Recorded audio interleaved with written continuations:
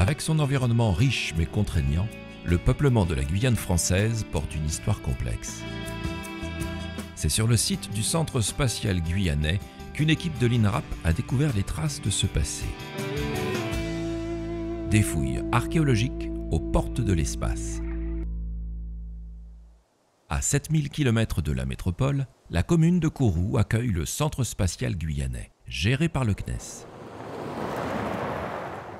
Le programme Ariane 6 a été officialisé en 2015.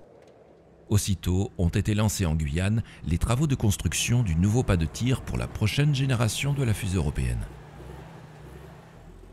Une carrière de sable a donc été spécialement ouverte pour les travaux. Il s'agit du site Luna S2. Situé à quelques kilomètres de l'océan, le site de la carrière Luna prend place sur une butte sableuse qui surplombe une savane inondée. C'est sur cette zone, au cœur du centre spatial, que les archéologues de l'INRAP interviennent à la demande du CNES. Le diagnostic réalisé en 2015 par Jérôme Briand et donc par l'INRAP a permis de mettre au jour 2 niveaux d'occupation. Un premier niveau ancien, matérialisés par des amas de galets de quartz, de blocs de quartz, qui peuvent correspondre à des foyers, autour desquels se disperse du débitage, toujours sur du quartz, donc de l'outillage en pierre, et quelques fragments de céramique assez altérés. Sur un niveau plus récent, donc au-dessus, nous avons pu découvrir des épandages de tessons, d'un niveau d'occupation à nouveau, plutôt daté du XVIIIe siècle, qui comprend de la vaisselle commune, toujours amérindienne, avec de l'outillage en pierre, de l'outillage quotidien, des perles en verre, des éléments de parure en cuivre ou laiton, de l'outillage en fer comme des haches. Tous ces objets nous parlent du contact entre les Européens et les Amérindiens, notamment de la traite qui existait, les échanges qui existaient.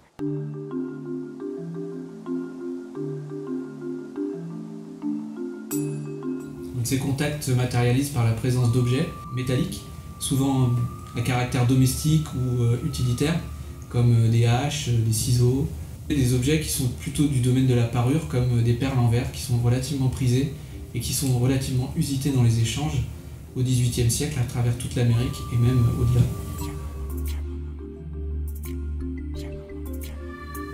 Sur le site a été découvert une pièce qui date de 1628, qui est un double tournoi à Louis XIII, et qui marque vraiment ce contact entre les premiers Français et les Amérindiens vivant localement au XVIIe, XVIIIe siècle sur le site.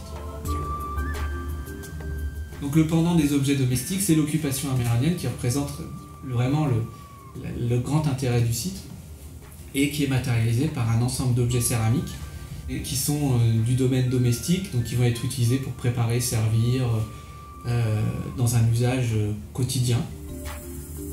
Donc à ces époques-là, au XVIIIe siècle, on inclut dans la céramique des éléments végétaux brûlés, qu'on va appeler cariapé dans le langage courant ou kwepi chez les populations amérindiennes. Donc ça fait partie des phases de la chaîne opératoire de la production d'une poterie, c'est-à-dire qu'on prépare l'argile, ensuite on la mélange avec ces éléments non plastiques, et ensuite on la monte pour créer un pot. Et l'inclusion de ces éléments brûlés dans l'argile nous donne un indicateur, en plus, qui s'associe en plus à la forme de l'objet évidemment, sur la datation de ces poteries. Les Amérindiens, les précolombiens, vivaient dans des carbets, ce qu'on appelle des carbets, qui sont des huttes en poteaux de bois fichés en terre, couverts de feuilles de palmier. Autour de ces carbets, on retrouve donc toujours la vaisselle en céramique qu'ils ont abandonnée, et on peut parfois, à l'intérieur des carbets ou autour, dans ces villages, retrouver des sépultures. Les chercheurs ont mis au jour, dans le niveau récent, daté entre les XVIIe et début XVIIIe siècle, 4 structures évoquant des inhumations en pleine terre, dont 2 tombes avérées par la présence de quelques ossements humains et de parures de perles végétales ou en verre.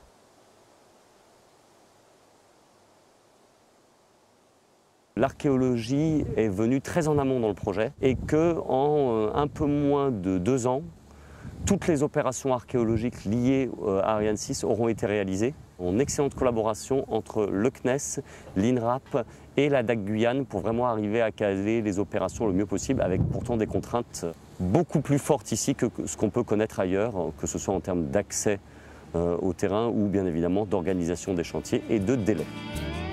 Le site archéologique de Luna 2 met en lumière une occupation humaine sans doute ancienne de plusieurs milliers d'années et matérialise parfaitement la rencontre entre les mondes européens et amérindiens jusqu'à la fin du XVIIIe siècle. Il s'inscrira désormais dans l'aventure spatiale du XXIe siècle.